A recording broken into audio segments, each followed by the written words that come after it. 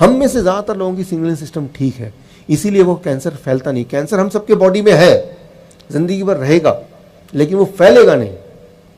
लेकिन कुछ केसेस में, हम में से कुछ लोगों में वो सिग्नलिंग सिस्टम फेल हो गया।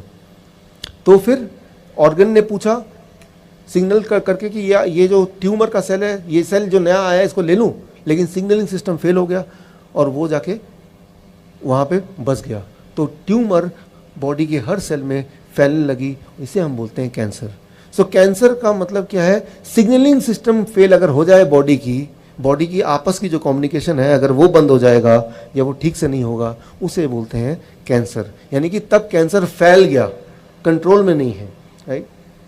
अच्छा, तो अब एक इंपॉर्टेंट क्वेश्चन आएगा, क्या करना होगा? कुछ ऐसा कीजिए कि सिग्नलिंग सिस्टम ठीक कर दीजिए। ठीक हो जाएगा तो फिर क्या होगा? अगर हम अपने बॉडी का सिग्नलिंग सिस्टम को ठीक कर लें, कितना भी बड़ा कैंसर क्यों ना हो, उसको भागना ही भागना है, वो रह नहीं सकता। Thank you. ये सब गॉड का बनाया हुआ है, हम सबके अंदर पहले से ही है, सिर्फ इसको ऑन करना, इसको यूज कैसे करना, उतनी छोटी सी बात है, राइट। सवाल ये कि सिग्नलिंग सिस्टम को ठीक करें कैसे? उसके लिए एक सवाल आता है, सिग्नलिंग सिस्टम गड़बड़ हुआ कैसे, खराब कैसे हो गया? बहुत सारे कारण हैं उसमें, लेकिन एक कारण मैं बताना चाहता हूँ। मैंने देखा अपने पेशेंट्स में, दुनिया भर में, या मेडिकल जर्नल के रिपोर्ट ये कहते हैं, ऐसे लोग जो अक्सर बात बात पे कोई ना कोई दवाइयाँ लेते रहते हैं, बुखार की दवाई, जुकाम की दवाई, सिर दर्द की दवाई, पेट खराब है तो दवाई, जब आप केमिकल्स लेंगे, दवाई लेंगे, आपकी बॉडी की सिग्नलिंग सिस्टम उतनी कमज़ोर होती जाएगी, राइट। सो जैसे प्रेगनेंसी पिल्स जो लेते हैं, उनकी सिग्नलिंग सिस्टम कमज़ोर हो जाएगी, और एक टाइम ऐसा भी आ सकता है जब सिग्नलिंग सिस्टम ठीक से काम नहीं कर रहा है। तो ये तो हुआ कारण कि अगर आपके बॉडी में किसी भी तरह से केमिकल जाता है तो सिग्नलिंग सिस्टम खराब होगा ही होगा। उसके लिए एक छोटी सी बात मैं आपको बताता हूँ। जब आप किसी भी तरह का डायग्नोसिस कराते हैं, जिसमें रेज, एक्सरे है, सीटी स्कैन है, एमआरआई है, ये सारी चीज़ें एक काम करती है, आपके बॉडी का सिग्नलिंग सिस्टम को खराब कर देती है। ये हर एक को पता है, कोई भी मेडिकल की फील्ड में कोई भी होगा ना, उससे पूछेंगे तो बोलेगा हाँ ये तो बड़ी नॉर्मल बात है। अगर आप 2 बार से ज़्यादा एमआरआई कराएंगे, एक्सरे कराएंगे, सीटी स्कैन कराएंगे, तो वो आपके बॉडी का सिग्नलिंग सिस्टम खराब कर देगा। इसीलिए हमेशा मैं अपने पेशेंट्स को बोलता हूँ, आप डायग्नोसिस के चक्कर में मत पड़िए। आप डायग्नोसिस करने जाएंगे, सिग्नलिंग सिस्टम खराब हो जाएगा तो एक और बीमारी घर लेके आएंगे, और ये अक्सर देखा गया है। इसीलिए वो होता है एनुअल चेकअप कराना है। यूं ही साल में एक बार तो सारा चेकअप होना ही चाहिए। साल में एक बार सारा चेकअप होने से सिर्फ एक ही इंसान को फ़ायदा होता है, वो जो चेकअप कर रहा है। पेशेंट को कोई फ़ायदा नहीं होने वाला, राइट। तो पेशेंट, आप देखिए यहाँ पे रिपोर्ट ये कहती है 22% मोर कैंसर इन द पेशेंट जो मेमोग्राम स्क्रीनिंग कराते हैं। तो किसी भी तरह का कैंसर की स्क्रीनिंग कराने की ज़रूरत नहीं है।